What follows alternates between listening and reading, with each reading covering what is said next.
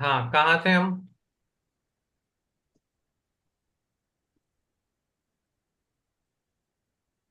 आवाज आ रही है गोत्र मेरी? कर्म। गोत्र कर्म। हाँ गोत्र आपका। कर्म। हाँ, आपका प्रश्न था कोई? हाँ, लिखा ना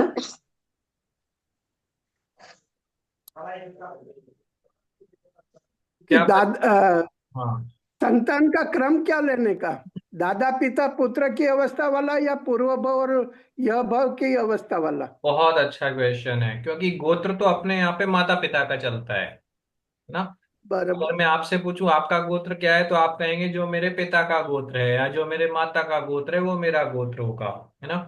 पर यहाँ पे हम जिस कर्म की बात कर रहे हैं, वो कर्म आपके कर्म की बात कर रहे हैं या आपके माता पिता के कर्म की बात कर रहे हैं? है ना, मैं हमारे। पढ़ लेता हूँ। अगर मैं मेरे गोत्र कर्म की बात कर रहा हूं, तो मैं वो गोत्र कर्म मेरे से संबंध रखेगा या मेरे मारा माता पिता से संबंध रखेगा? मेरे से ही रखेगा। मेरे से ही रखेगा ना। तो मेरा बराबर। गोत्र कर्म मेरे से संबंध रखेगा, ना कि मेरे माता पिता से, ना कि मेरी कुल से, ना कि मेरी कुल परंपरा से, है ना। तो मेरा गोत्र कर्म बराबर। अर्थात मेरा पूर्व भाव की परंपरा। संतान क्रम अर्थात मैं पहले किसकी संतान, मैं अभी किसकी संतान हूं, अर्थात मेरा यह आचरण किसकी संतान है, कि मेरे पूर्व भाव के आचरण की संतान, यह आचरण। बराबर। मेरे आचरण अच्छा की अच्छा। अगली संतान क्या होगी, कि यहां से मैं कैसा गोत्र लेके जा रहा हूं, यहाँ पे मेरा आचरण कैसा है, आने वाले भव में मेरा आचरण उसको फॉलो करेगा, बराबर। है ना। अब मनुष्य गति में ही हम देखते हैं, कई मनुष्यों में एक ही परिवार में दो सगे भाई हैं, एक साथ उत्पन्न हुए हैं, एक साथ पैदा हुए हैं, लेकिन दोनों का आचरण अलग अलग होता है ना। एक आप बराबर। देखोगे तो बिल्कुल शांत प्रवृत्ति का है, दूसरा आप देखोगे तो बिल्कुल हिंसक प्रवृत्ति का है। क्यों? क्योंकि अपने अपने कुल परंपरा से या अपने अपने भाव परंपरा से एक उच्च आचरण लेके आया है, एक नीच आचरण लेके आया है। दोनों की परवरिश में कोई फर्क नहीं है, दोनों के माता पिता एक ही हैं, दोनों को एनवायरनमेंट एक ही मिला है, दोनों एक ही परिवार में रह रहे हैं, दोनों एक ही साथ पलते हैं, लेकिन फिर भी एक का आचरण अच्छा लगता है, एक का आचरण अच्छा नहीं लगता है ना। एक राजा बेटा बनता है, एक शैतान बेटा बनता है, ऐसा क्यों?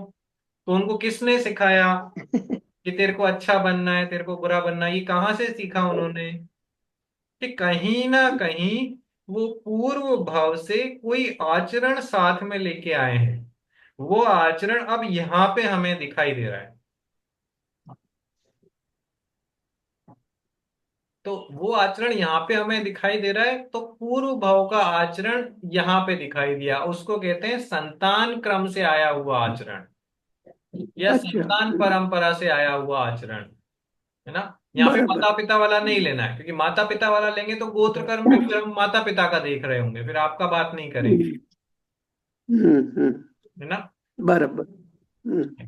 अब इस गोत्र कर्म में कुछ चीजें होती हैं, कि मान लो मैं, मेरा आचरण पिछले पूर्व भाव में नीच आचरण रहा होगा, है ना, हिंसादि कार्यों में प्रवृत्ति होगी, तो वो आचरण चल के अभी मेरे को मनुष्य गति में मिलेगा, ठीक है। पर यहाँ पे ये सब कुछ मेरे हाथ में है कि मैं इसको बदल सकता हूं। अगर योग्यता हुई, उस रूप परिणाम हुए, तो नीच आचरण को उच्च आचरण में बदला जा सकता है, और वाइस वर्सा उच्च आचरण को भी नीच आचरण में बदला जा सकता है, ये मेरे हाथ में है। लेकिन मैं ये बदलूंगा तभी जब मेरा श्रद्धान बदले, ठीक है? अगर पहले मेरे को हिंसा में ही मजा आता था, तो अभी भी मेरे को हिंसा में ही मजा आएगा।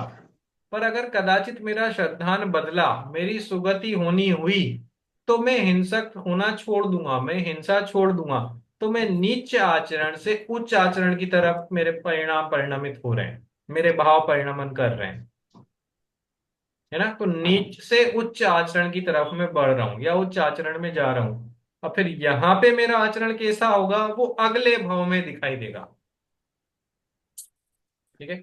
एक भाव से दूसरा भाव, दूसरा भाव से तीसरा भाव, तीसरे भाव से चौथे भाव, इन एक से दूसरे भाव में जो कंटिन्यू चलने वाला आचरण है उसको हम गोत्र कहते हैं। अब वो हम्म। गोत्र या वो आचरण स्वयं के, परिवार के, समाज के और धर्म के अनुकूल हुआ तो वो कहलाएगा उच्च आचरण, और इनके प्रतिकूल हुआ तो वो कहलाएगा नीच गोत्र या नीच आचरण। अब यहाँ पे लेकिन हमको जो अभी दिखाई दे रहा है, हाँ, हमको जो अभी दिखाई दे रहा है, वो पूर्व भव का दिखाई दे रहा है या ये भव का? वो पूर्व भव का है। लेकिन अब मैं अगर आपको देखूंगा तो मैं डिसाइड नहीं कर सकता, क्या पता आप पूर्व भव से कैसा आचरण लेके आए, परंतु आपने पुरुषार्थ किया और यहाँ पे उसको बदला। बराबर। हमारा पुरुषार्थ क्या है कि कोई चीज अगर सही नहीं चल रही है तो मैं उसको बदलूं। बराबर। पुरुषार्थ इसी में हाँ। तो दिखाई देने से फर्क नहीं पड़ेगा, पर आपके श्रद्धान में क्या है उससे जरूर फर्क पड़ेगा। कई बार हमारा नीच आचरण हम्म। होता है, पर हम अपना आचरण उच्च दिखाना चाहते हैं, दिखा भी देते हाँ, हैं, बराबर है। लेकिन होता नहीं है। बराबर। हाँ। है ना? तो वो सच बात होता है। नहीं है, ये किसको पता? कि वो खुद को पता है, क्योंकि उसकी श्रद्धा कैसी है। मैं बराबर। आपका आचरण तो देख सकता हूं, मैं आपका श्रद्धान नहीं देख सकता। श्रद्धान दिखाई नहीं देगा, दर्शन दिखाई नहीं देगा। है ना? तो कदाचित मुझे आपका आचरण अच्छा दिखाई दे, पर श्रद्धान में हाँ। अगर नीचता हो तो वो नीच आचरण गिना जाएगा। है ना? तो संतान क्रम से आया हुआ अर्थात पूर्व भाव से आया हुआ जो जीव का आचरण है उसको गोत्र कहते हैं। वो गोत्र ऊंचा और नीचा इस प्रकार से दो प्रकार का है। इसलिए उच्च गोत्र और नीच गोत्र, गोत्र कर्म के भी ये दो भेद हैं। उनमें से जो ऊंचा आचरण हो उसको उच्च गोत्र कहते हैं, जो नीचा आचरण हो उसको नीच गोत्र कहते हैं। हम्म। ठीक है? अब यहाँ पे बहुत सारे लॉजिक दिए जा सकते हैं कि माता पिता का क्यों नहीं लिया। तो एक तो अपन ने देख लिया कि एक ही माता पिता के दो अलग अलग संतान हों तो दोनों का आचरण अलग अलग देखने में आता है कई बार। ना? बराबर। हम्म। कई बार ऐसा भी होता है कि कोई जीव ऐसे भी होते हैं जिनके माता पिता ही नहीं होते हैं, लेकिन उनके गोत्र कर्म तो होता है। समूर्छन जीव किस प्रकार से उत्पन्न होते हैं? माता समूर्छन जीवों पिता की के बिना। उत्पत्ति कैसे होती है?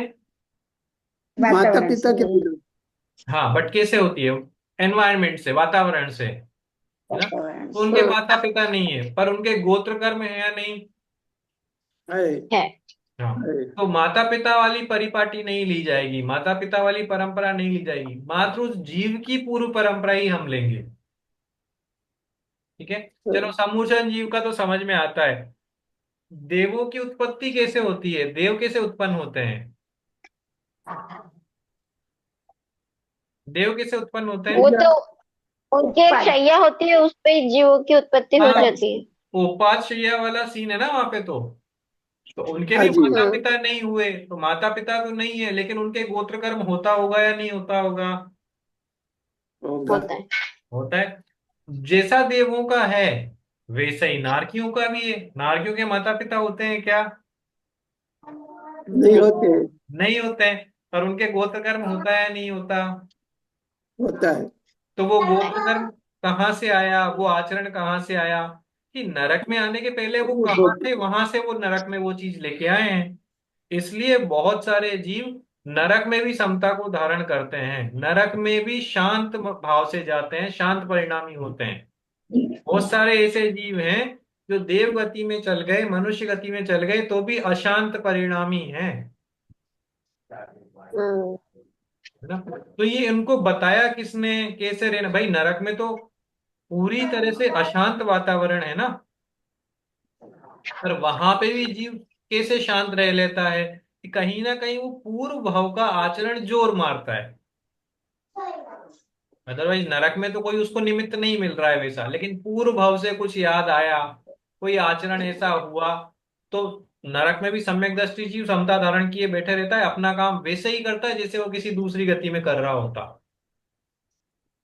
तो पूर्व भाव में आपने क्या सीखा? पूर्व भाव का आपका आचरण कैसा था? पूर्व भाव के आपके परिणाम कैसे थे? वो अगले भाव में परिलक्षित होते हैं।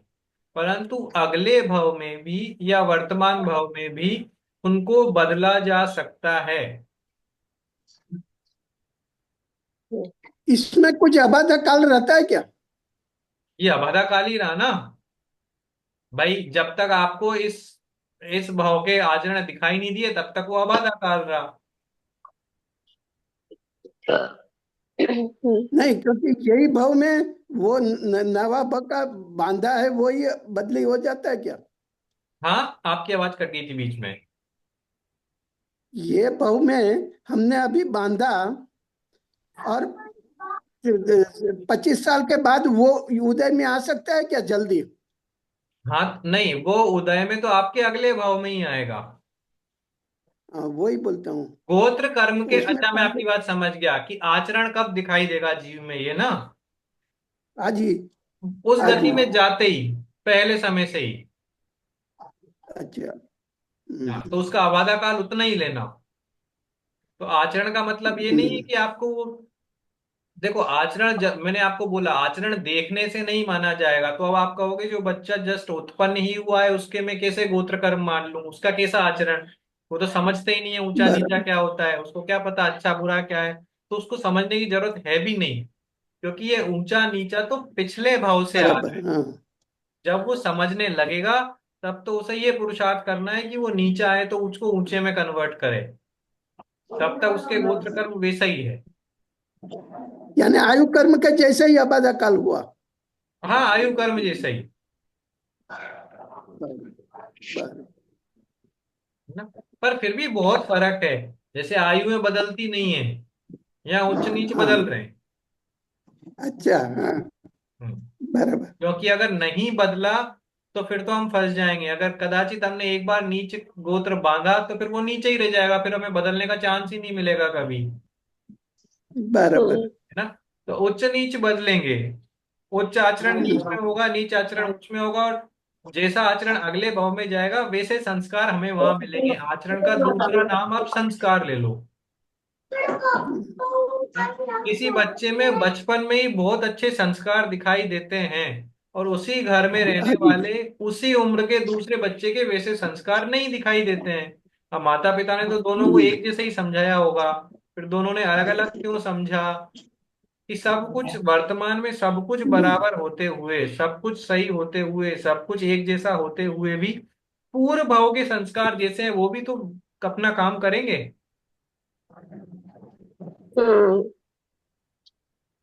ये हुआ। इसमें भी इंटेंसिटी जैसा होगा ना सर? किसकी तरह होगा? इंटेंसिटी ज्यादा कम होगा ना, भले हम उच्च नीच दो ही बोल दिए, लेकिन उसमें भी वेरिएशन तो होगा ना? हाँ, होता है ना। कुछ कोई जीव तो बिल्कुल हिंसक ही होते हैं। मतलब कुछ जीव तो हाँ। ऐसे होंगे जो आपको कहते हैं ना शरीर से हिंसा करने वाले होंगे, उनके दिमाग में भर ही दिया जाता है वैसा। कुछ जीव ऐसे हैं जो हाँ। हिंसक वातावरण में रह रहे हैं लेकिन फिर भी शांत हैं हाँ जी। हाँ। ना। कुछ जीव ऐसे हैं जिनके मन में हिंसा होती है लेकिन वो उनकी हिम्मत ही नहीं होती कि वो कर पाए शरीर हाँ, से कुछ। कुछ जीवों के बराबर। परिणाम बिना कुछ देखे, बिना कोई चीज देखे, बिना किसी निमित्त के मिले इतने हिंसक हो जाते हैं कि वो नरक गति मांग लेते हैं। हम्म। कुछ किया नहीं। और बहुत सारे जीव ऐसे हैं जिनके सामने पूरे निमित्त मिल गए लेकिन फिर भी शांत बैठे हैं। अच्छी गति बांधी है, अच्छी आयु बांधी है बराबर। बराबर। ना? तो आप तो कह रहे हो ऊपर नीचे, मैं तो कह रहा हूँ 0 to 100 भी हो सकता है। हाँ, वही वही बराबर है। बिल्कुल होगा। स्केल पे। हाँ, बिल्कुल होगा, है ना। तो ये ऊंचा आचरण नीचा आचरण इसको अपन किसी संख्या में निबद्ध नहीं कर सकते कि 50 से नीचे है तो नीचा और 50 के ऊपर तो ऊपर। अच्छा आचरण मतलब हम्म। जिससे अगर नुकसान हो रहा है तो वो अच्छा आचरण नहीं है। अपना परिवार बराबर। का, समाज का, धर्म का नुकसान हो रहा है किसी भी निमित्त से या हमारे आचरणों से, तो वो नीचा आचरण है। मेरी हम्म। वजह से मेरी बदनामी, मेरे आचरण की वजह से, मेरे संस्कारों की वजह से मेरी बदनामी हो रही हो, परिवार की हो रही हो, समाज की हो रही हो, धर्म की हो रही हो, तो वो नीचा आचरण है। अब वो किस लेवल पे हो रही है उस हिसाब से आप उसका ऊपर नीचे वाला लगा लो जो आप मेरे से पूछ रहे हैं, सच बात। है ना। तो वैसा होगा। समझने वाली बात इसमें तो ये है। श्रद्धा हाँ जी, श्रद्धा बदलने से फिर ये आचरण भी बदल जाएगा। बिल्कुल।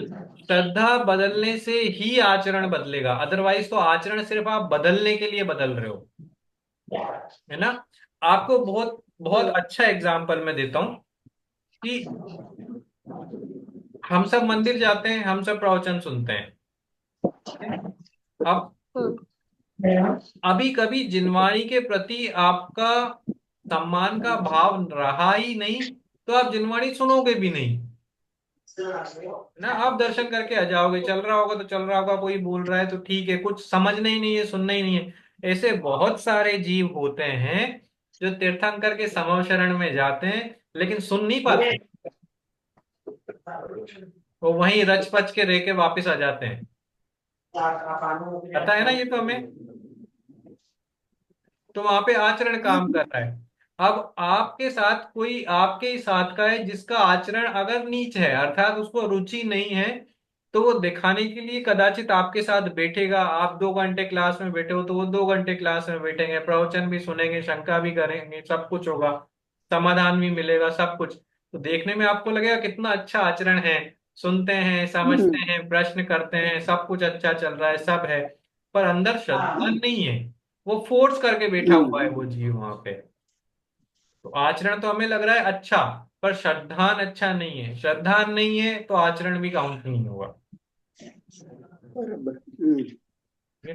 तो आपका आचरण कैसा है ये बिल्कुल अलग चीज है, और आप आपका आचरण कैसा दिखा रहे हैं ये बिल्कुल अलग चीज है। मिल गया आपके प्रश्न का उत्तर? हाँ जी, बराबर। ये आया समझ में?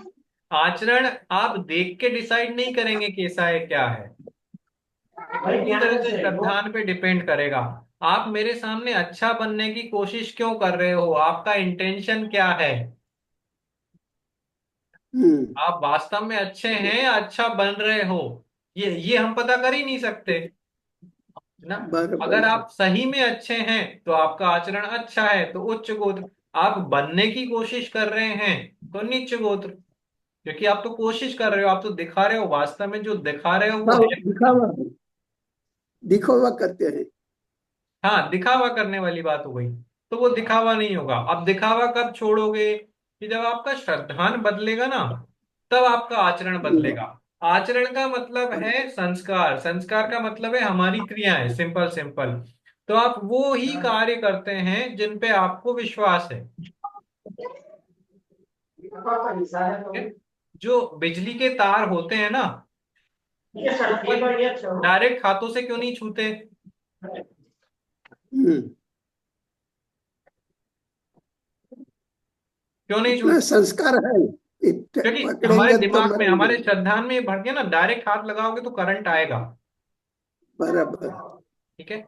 तो अब अगर मैं जानबूझ के हाथ लगा रहा हूं तो मैं आपको दिखाने के लिए लगा रहा हूं, पर श्रद्धान में फिर भी मैं लगा नहीं रहा हूं। वो श्रद्धान में तो पता है करंट आएगा, बट मैं दिखावा कर रहा हूं, देखो मैं कर सकता हूं, नहीं आएगा।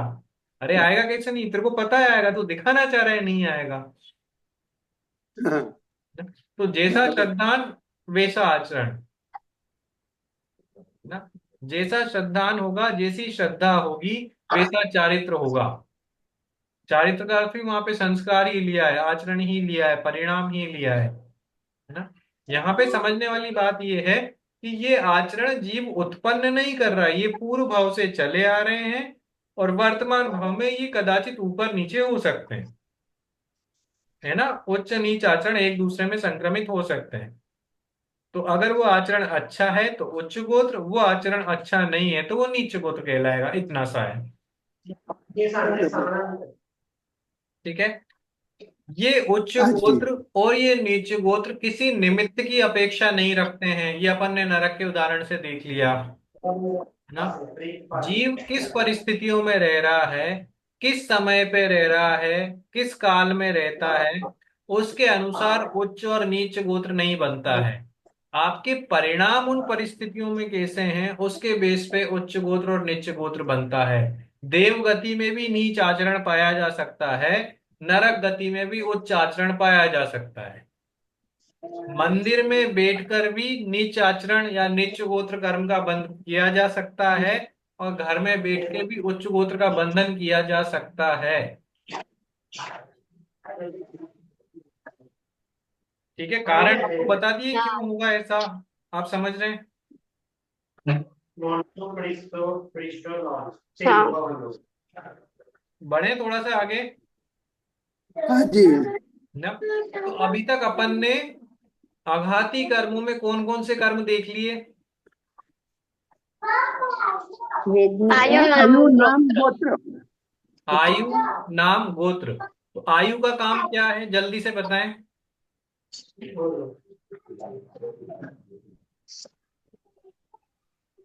आयु का काम कौन क्या है सी अभी? अवस्था में रहता है उसमें से। हाँ, जो संसार अवस्था में रोक के रखेगा वो आयु कर्म है ना। हाँ जी। इसके बाद कौन सा कर्म देखा था हमने?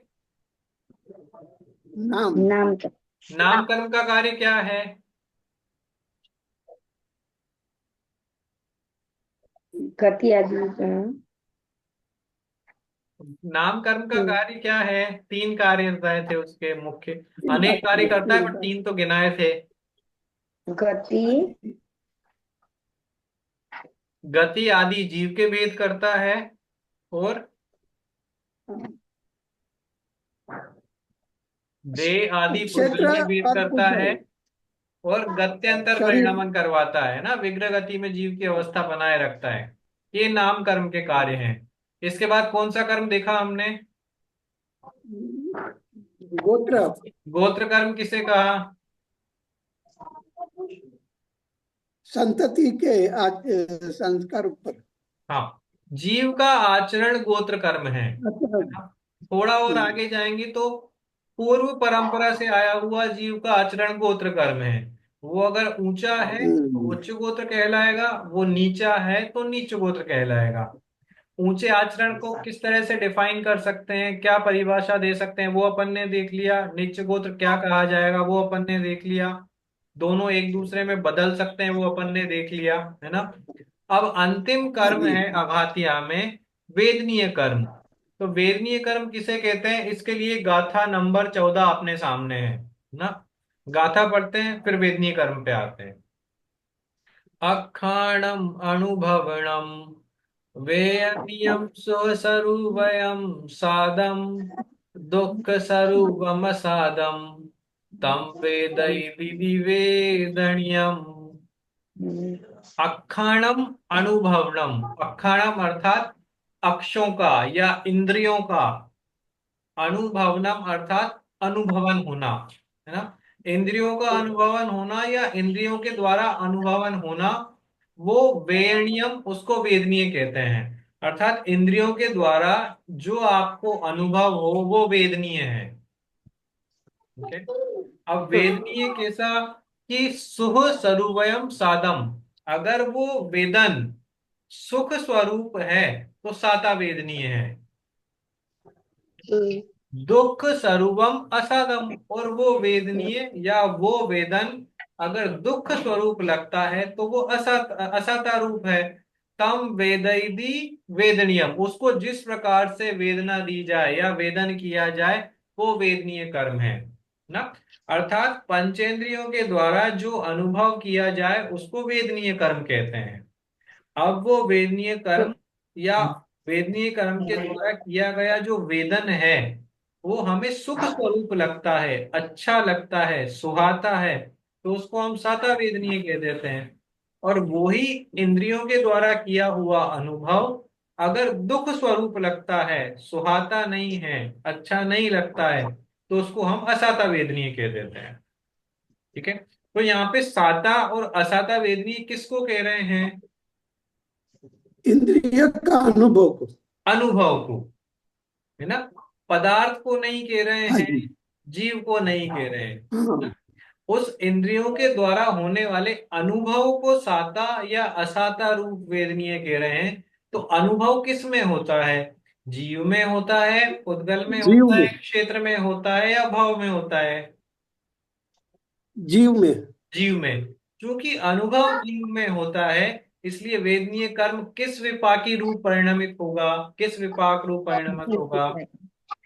जीव जीव विपाक। जी विपाकी। विपाकी, क्लियर ना। हाँ जी। तो जीव विपाकी कर्म क्यों बना वेदनीय? कि इसका जो हम पढ़ते हैं सुनते हैं वैसा अर्थ नहीं है कि हमें कुछ अच्छा लग रहा है तो वो सुख रूप, हमें कुछ बुरा लग रहा है तो वो अशुभ, ऐसा नहीं। कि पदार्थ तो जैसा है वैसा ही है, लेकिन ये वेदनीय कर्म अगर उसको अच्छे रूप अनुभव करवाए तो वो साता वेदनीय है। और उसी पदार्थ को ये वेदनीय कर्म दुख रूप परिणमन करवाए या दुख रूप अनुभव करवाए तो वो हमारा अनुभव वेदनीय बन जाता है, असाता वेदनीय। તો આટલું કા કરો છો મને એ નહીં ખબર પડી ठीक તમે है, ये आया समझ में, क्लास। है ना। तो वेदनीय कर्म किसे कहा, क्या परिभाषा बनेगी इसकी? जो वेदन सुखरूप होता है वो शाता वेदनीय। इंद्रिय का अनुभव हाँ, कि वो इंद्रियों के वेदनीय। अनुभव को, इंद्रियों के द्वारा अनुभव होता है जो जीव को, उसको वेदनीय कर्म कहते हैं, है ना। या जीव के अनुभव को वेदनीय कर्म कहते हैं। कैसे होता है वो अनुभव? कि इंद्रियों के द्वारा। तो हम्म, परिभाषा बनी कि इंद्रियों के द्वारा जीव को जो अनुभव होता है वो वेदनीय कहलाता है। अब जीव का जो अनुभव है वो उसको सुख स्वरूप लग रहा है तो वो साता है, और वो अनुभव उसको दुख स्वरूप लग रहा है तो वो असाता है। पदार्थ सुख या दुख रूप नहीं लग रहे हैं, अनुभव सुख या दुख रूप लग रहा है। ठीक है। और उसको जो वेदन करवाता है वो वेदनीय कर्म है। ठीक है। अब पंखा है, पंखे का उदाहरण बहुत लेता हूं मैं। गर्मियों में भी वो पंखा पंखा है, सर्दियों में भी वो पंखा पंखा है। पर सर्दी में वो ही पंखे का अनुभव मुझे दुख रूप लगता है, ठंड लगती है ना तो दुख रूप लगता है। बराबर। और वही पंखा वैसे ही चल रहा है और अचानक गर्मी आ जाए तो उस पंखे से होने वाला वैसा का वैसा ही अनुभव, वो का वही अनुभव मुझे सुख रूप लगने लगता है। तो पंखा वही चल रहा है, हवा वैसी ही दे रहा है, सब मैं भी वैसा का वैसा ही हूं। मात्र क्या बदला? कि वो अनुभव, पहले जो अनुभव मुझे दुख रूप लग रहा था वही अनुभव मुझे अब सुख रूप लग रहा है। पंखा बदला क्या वहां पे? नहीं, नहीं पंखा बदला। नहीं बदला। मात्र क्या बदला? हमारा खुद का अनुभव। अनुभव। तो अनुभव का नाम वेदनीय कर्म है ना। अब ये पंखा सर्दी में मेरे को परेशानी दे रहा है, गर्मी में मेरे को अच्छा लग रहा है, ऐसा क्यों हो रहा है? मोहनीय कर्म से।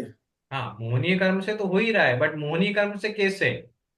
कि ये जो अच्छा लगना या बुरा लगना ये मैं अपने शरीर से डिसाइड कर रहा हूं ना। अच्छा, हाँ। ये स्पर्शर हाँ। इंद्रिय पे ही तो प्रभावित किया पहले, सबसे पहले पंखे ने। पंखे से जो हवा लगी उस हवा को पहले स्पर्शन इंद्रिय ने जाना ना कि ये ठंडी है या गर्म है हाँ। ना। तो ये इंद्रिय से पता चला ना मेरे को कि ठंडा है या हाँ। गर्म है ना। तो इंद्रिय के द्वारा अनुभव हुआ, जो कहा है ना अच्छा। अकुपानम अनुभवनम, कि इंद्रियों के द्वारा पंखे का ठंडा अनुभव होना सर्दी में असाता है और गर्मी में साता है। बराबर। ठीक है? अगर ये इंद्रियां नहीं होती तो मैं ऐसा अनुभव हाँ नहीं जी। कर पाता। हम्म, ठीक है। गुलाब जामुन कैसा लगता है? मीठा लगता है। मीठा लगता है, अच्छा लगता है। नीम का पत्ता कैसा लगता है? कड़वा, खराब कड़वा लगता लगता है। है, अच्छा नहीं लगता है। तो ये आपको अच्छा या बुरा सबसे पहले कैसे पता चला? कौन सी इंद्रिय इंद्रिय से से। पता चला? रसना इंद्रिय थी। रसना र, इंद्रिय से। रसना। तो रसना इंद्रिय के माध्यम से होने वाला गुलाब जामुन का अनुभव सुख साता वेदनी है। और उसी रसना इंद्रिय के माध्यम से कड़वेपन का अनुभव जो हुआ वो असाता वेदनी है। बराबर। ठीक है। मोहनीय कर्म से तो मेरे को सिर्फ ये पता चला कि मेरे को साता असाता करने हैं, लेकिन किसको साता करना है किसको असाता करना है ये किसने बताया? ये वेदनीय कर्म ने, वेदनीय कर्म के द्वारा होने वाले अनुभव ने। ठीक है। अब आपका पहले भी अनुभव और इसमें दो में फर्क है क्या? किसमें? मान्यता और अनुभव में? हाँ बिल्कुल फर्क है ना। ऐसे फर्क है कि मान्यता के अनुसार आपका अनुभव होगा। देखो इसको मैं दूसरी तरह से लेता हूं, कर्म की अपेक्षा देख रहे हैं ना, तो कर्म की अपेक्षा लेते हैं। ठीक है। मोहनीय कर्म अगर होगा तो आपको दो हम्म। चीजें होंगी। सुख बराबर। मतलब मोहनीय कर्म हुआ तो आपको सुख दुख लगेंगे, मोहनीय कर्म नहीं हुआ तो आपको सुख दुख नहीं लगेंगे। बराबर, हाँ। ठीक है। तो वेदनीय कर्म का काम है या तो सुख का अनुभव कराना या दुख का अनुभव कराना। हम्म। ठीक है। तो जब वेदनीय कर्म सुख या दुख का अनुभव करा रहा है तो मोहनीय कर्म तो वहां पे है ही सही। हम्म। ठीक है।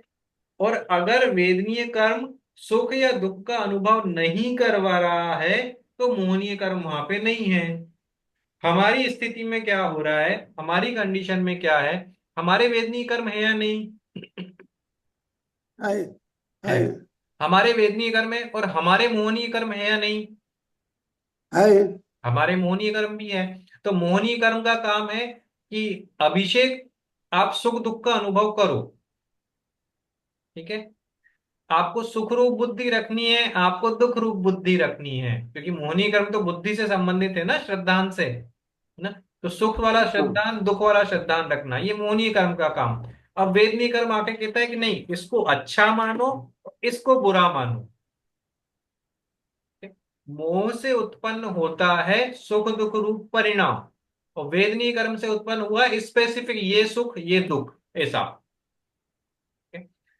अब तो इस इसमें हम ऐसा भी बोल सकते हैं क्या कि बोल? जैसे इसमें हम ऐसा भी बोल सकते हैं कि जैसे वो पंखा की हवा गर्मी में हमको अच्छी लगी, तो वो उसको उसमें अपनापन कर लेते हैं, इसके कारण मतलब मोहनी के कारण हम उसमें अपनापन कर लेते हैं कि नहीं ये मुझे ही अच्छा लगा। और ठंडी में वो हमको बुरी लगी, अनुभव अच्छा बुरा तो वापस ये मुझे ही हुआ। तो ये जो ऐसा अपनापन जिस करना मोहनी के कारण होता है। तो अपनापन ही तो अनुभव है। अनुभव किसे कह रहे हैं हम, किसका परिणाम है? परिभाषा क्या है कि इंद्रियों के द्वारा द्वारा होने वाला जीव का अनुभव। अनुभव वहां पे क्या हुआ, जीव का मतलब जीव जुड़ गया ना। अरहंत की बात करता हम्म। हूं, अभी अपने अपनी बात की, अरहंत भगवान की बात करते हैं। वेदनीय कर्म है या नहीं उनके? है। है। है। है। वेदनीय कर्म है।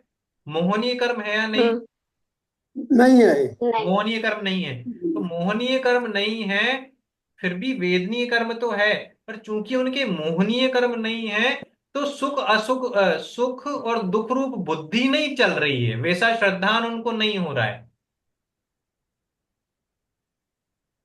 अरहंत भगवान के साता वेदनीय का उदय है या नहीं? है। है। है। तो उनको लगता होगा क्या ऐसा कि साता है साता है साता है? नहीं नहीं। लगता है। नहीं लगता ना। क्यों नहीं लग रहा? कि ये लगवाने वाला वेदनीय कर्म का कार्य है साता रूप अनुभव करवाना। तो वेदनीय पूरा अपना काम कर रहा है, पर वो अनुभव नहीं कर रहे हैं, क्यों? क्योंकि मोहनीय कर्म चला गया तो अब उनकी बुद्धि साता और असाता रूप परिणमित होती नहीं है, उनको कोई चीज में सुख दुख लग ही नहीं रहा। वेदनीय कर्म का कार्य है सुख रूप अनुभव करना, वो करवा रहा है बिल्कुल। अनंत भगवान को थोड़ा सा भी दुख होता है क्या?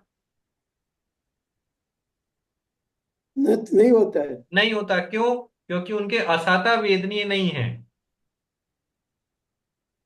ना। साता का बहुभाग है ना, असाता का तो किंचित भाग होता है जो बिल्कुल नगण्य है।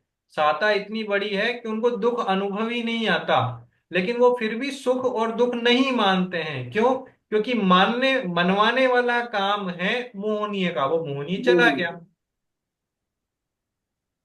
ठीक है। तो मोहनीय कर्म आपसे पहले कहता है कि आप सुख और दुख मानो ना। ये सुख रूप है, ये दुख रूप है। ये पदार्थ अच्छा है, इस पदार्थ का अनुभव बुरा है। ऐसा अच्छा बुरा दोनों करवाने वाला कौन है? मोहनीय। और मोहनीय। वेदनीय कर्म आके क्या कह रहा है कि मोहनी वेदनीय कर्म कहता है कि मोहनी ने कह दिया ना अच्छा बुरा अनुभव करो। अब वेदनीय कर्म आके ये बताऊंगा मैं कि ये अच्छा है ये बुरा है।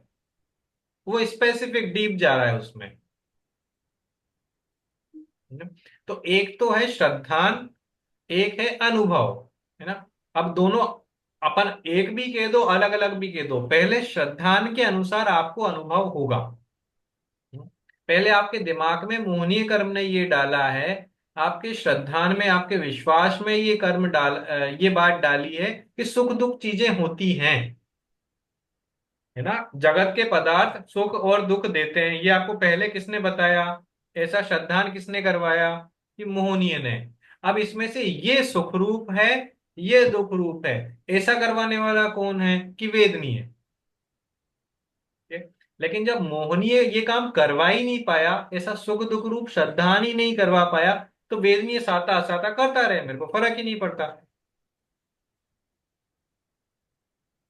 तो फिर तो वो साता असाता भी क्यों करे, वो तो न्यूट्रल हो जाएगा ना, उसको अच्छा भी नहीं लगेगा, बुरा भी नहीं लगेगा। नहीं, हाँ तो वो ही तो हो रहा है कि अरहंत भगवान को जैसे असाता के उदय में दुख नहीं हो रहा, वैसे साता के उदय में उनको सुख भी नहीं मिल रहा है। हाँ, वही वही बराबर है। वो इंद्रिय सुख देख रहे हैं क्या वो, तीर्थंकर को, है ना, समौशरण आदि मिलना, ये किसका काम है, हाँ, तीर्थंकर प्रकृति के अलावा।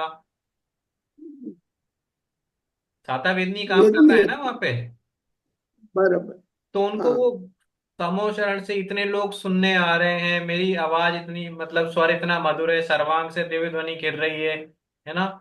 छत्र चमर भामंडल जो भी जितने भी सब चीजें हैं वो सब हो रहे हैं, तो इनसे उनको बहुत सुख हो रहा है क्या, सुख का अनुभव हो रहा है क्या इसकी वजह से, कि नहीं, वो नहीं इसके नहीं ऊपर होता चले है, गए।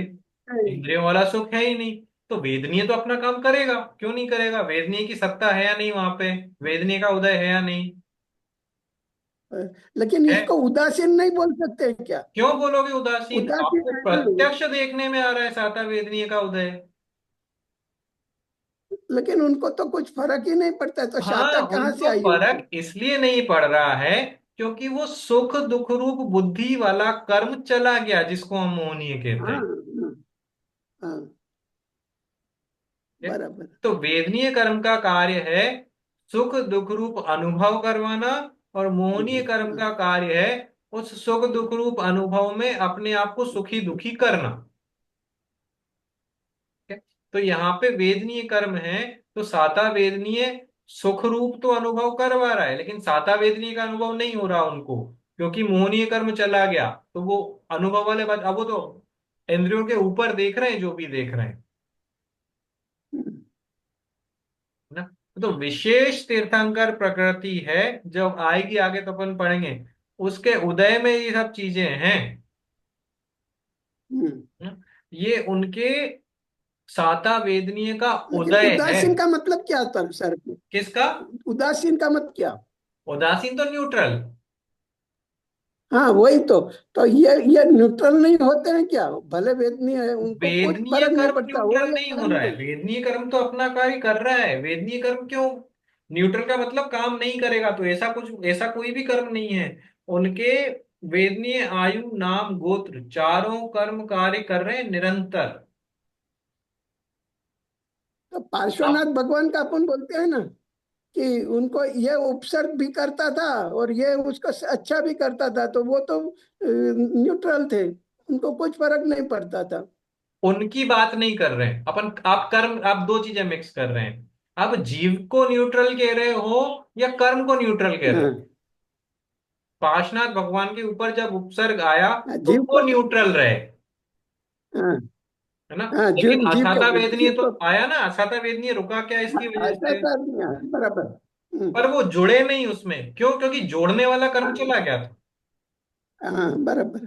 हाँ, तो असाता वेदनी तो अपना बराबर। काम है, चाहे आप तीर्थंकर हो, असाता वेदनी आएगा तो आएगा। आएगा, उस समय वो अच्छा। तीर्थंकर नहीं बन गए थे, उस समय तो वो मुनिराज ही थे, हाँ, नहीं नहीं, नहीं थे, ना। नहीं थे। साता वेदनी बराबर। आएगा तो आएगा, वो नहीं रुकेगा, अच्छा।